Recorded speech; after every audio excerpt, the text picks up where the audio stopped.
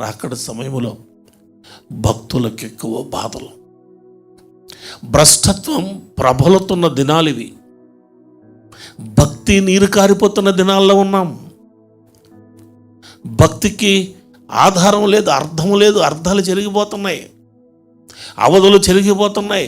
ఇష్టానుసారమైన విధానాల్లో భక్తి చేసేవారు తయారైపోయారు. ప్రియమైన దేవుని పిల్లలారా, దేవుని మాట అర్థం చేసుకోండి. కొండనాలకి మందేస్తే ఉన్ననాలకు ఊడిందన్నారు సామెత ఒకటి. రోగమేమో కొండనాలిక, ఉన్ననాలకి ఏమొచ్చింది? ఉన్నింటికి నిప్పెట్టుకుందంట. అట్టుంది ఈరోజు పరిస్థితి. భక్తి పేరుతో క్రైస్తవ్యం నిర్వీర్యమైపోతూ ఉంది. ఈ మాట ఎందుకు చెప్తున్నాడు పాస్టర్ గారు అనుకోవచ్చు మీరు. పిల్లలు ఆలకించండి. రకరకాల బోధలు వింటున్నాం, రకరకాల పద్ధతులు పుట్టుకొస్తున్నాయి, కొత్త కొత్త పద్ధతులు. అన్నీ ఆన్లైనే, ఆఫ్లైనే లేదండి. లైన్లో లేని వాళ్ళు అందరికి ఆన్లైనే. విన్నాను, మా అబ్బాయి వినిపించాడు, ఆన్లైన్లో ప్రపోజల్ ఇస్తాడంట మహానుభావుడు.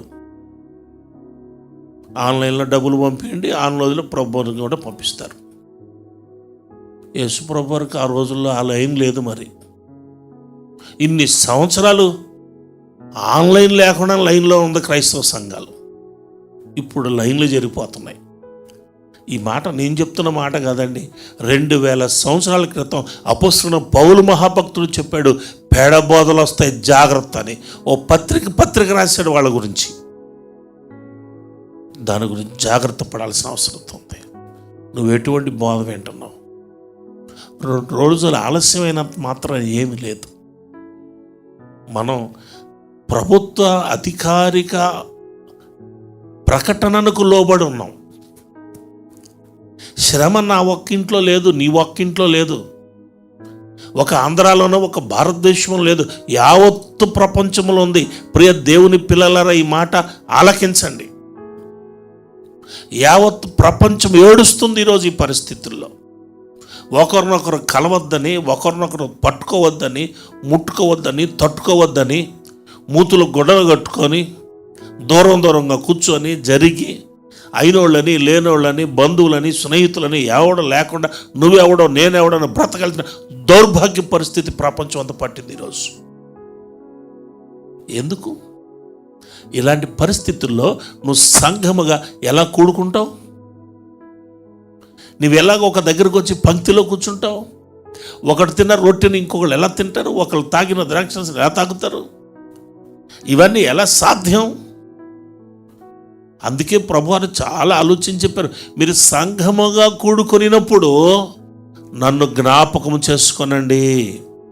మీరు కూడి వచ్చినప్పుడు, ఆ మాట కాస్త చెవికి ఎక్కనేయండి. అందరూ కూడా దయచేసి ఈ మాట ఎక్కనేయండి చెవికి.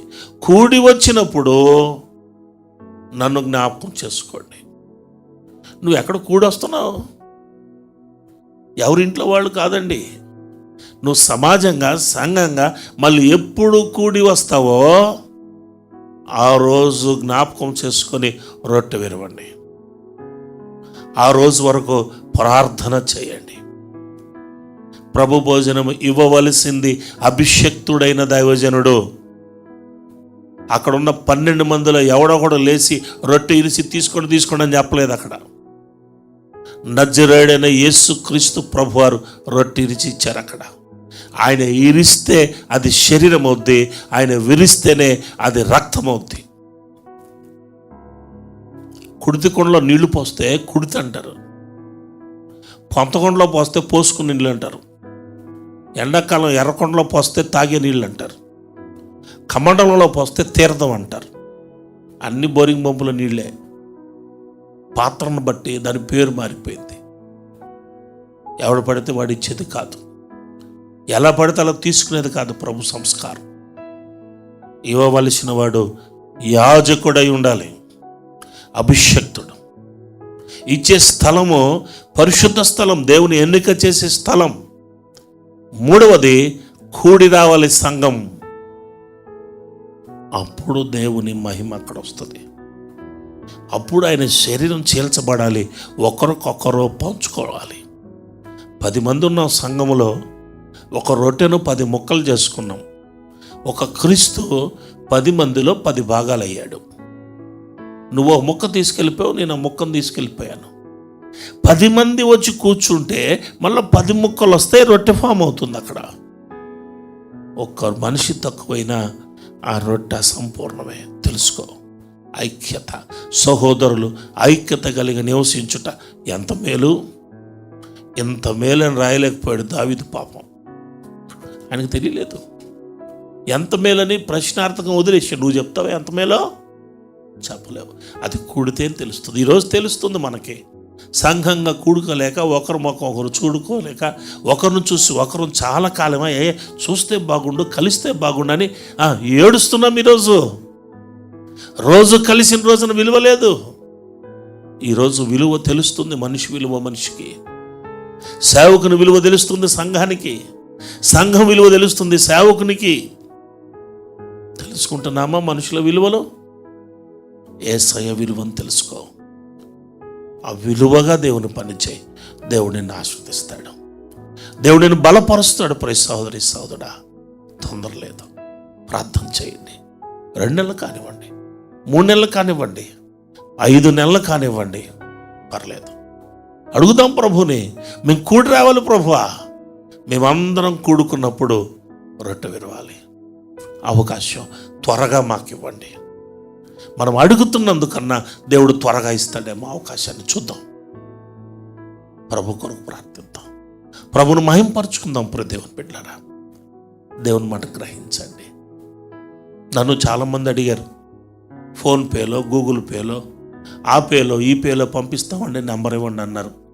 దశమ భాగాలు, కానుకలు అలా పంపించుకునే కాదండి. కానుకలంటే చేత పట్టుకొని షిలోహుకి వెళ్ళి దైవజనుడిని కలిసి ప్రార్థన చేయించుకొని దైవజనుడికి ఇచ్చి రావాలి. నీ మోసుకెళ్ళలేకపోతే మొక్కుకున్న దాన్ని వెండికి మార్చి అక్కడికి వెళ్ళి మరలా అదే వస్తువును కొని అక్కడ ప్రతిష్ఠించాలి. వస్తున్నావు షిలోకి? ఆన్లైన్లో షిలోహ్ ఉందేమో, ఎలాగో నాకు తెలియదండి. మరి దేవుని మాట అర్థం చేసుకోండి. వెయిట్ చేయి.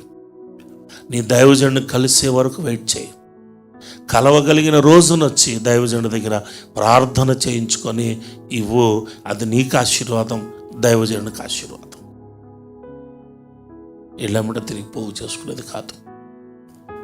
ఇంటింటికి తిరగద్దని ప్రభు చెప్పాడు. ఓపిక పడదాం. ఒకవేళ ఇది నాకు శ్రమేమో, ఒకవేళ నీకు శ్రమేమో. ఏ రకమైన శ్రమలో మనం ఉన్నామో తెలియదు. ఎండ తగులుతుంది. ఎండ తగిలిన దాన్ని చిన్న చూపులు చూడకండి. లోకం చిన్న చూపులు చూస్తుంది. నీకు అది తెలియదు, ఇది తెలియదు అంటుంది. మీ పాస్టర్ గారు రాలేదా? మీ పాస్టర్ గారు ప్రబోజనం ఇవ్వలేదు. మా పాస్టర్ గారు అయితే ఇంటికి వచ్చి ప్రబోజనం ఇచ్చి వెళ్ళాడు. చిన్న చూపులు చూసే యెరూషలేము కుమార్తెలు చుట్టూన్నారు. ఓ సియోను కుమార్తె, మర్చిపోబాకు. షారోను ప్రార్థనా మందిరం వారలరా, నీ చుట్టూన్నటువంటి వారు చూసే చిన్న చూపులు, వెలు చూపులు లెక్క చేయబాకండి. నువ్వు విలువైన దానవు. You are a prestigious lady in the sight of the lord. దేవుడు విలువ పెట్టుకున్నాడు నిన్ను. అందరిలాంటి దానివి కాదు. సియోను కుమార్తె దేవునికి ఎంతో విలువైనది. ఆమె కొరకు ప్రభు వస్తున్నాడు. పొరుగురాళ్ళని పిలిచాడు ఆమెని. సంఘం, వధువు సంఘం తీసుకుపోబోతున్నాడు. రేపు పొద్దున ప్రక్కన కూర్చోబెట్టుకోబోతున్నాడు. ఎవరికుందండి ఈ ఆధిక్యత? పోగొట్టుకోబోతున్నావా ఈ ఆధిక్యతని? నీకు ఇచ్చాడు, ఆనందించు. భక్తితో ఉన్నవాడికి బాధలు ఎక్కువ, ఇబ్బందులు ఎక్కువ రాబోతున్నాయి. జాగ్రత్త పడదాం. అపొస్తలుడు పౌలు మహాభక్తుడు అద్భుతమైన మాట రాశాడు. ఒక మాట 2వ తిమోతికి రాసిన పత్రిక 2వ అధ్యాయము 12వ వచనములో ఈ మాట వ్రాయబడింది. 2వ తిమోతికి రాసిన పత్రిక 2వ అధ్యాయం 12వ వచనం, 3వ అధ్యాయం 12వ వచనం, 3వ అధ్యాయం 12వ వచనం ఇలా చెప్పబడుతుంది. క్రీస్తు యేసునందు సద్భక్తితో బ్రతుకను ఉద్దేశించు వారందరూ హింస పొందుదురు. ఈ మాట అర్థం చేసుకుంటున్నారా?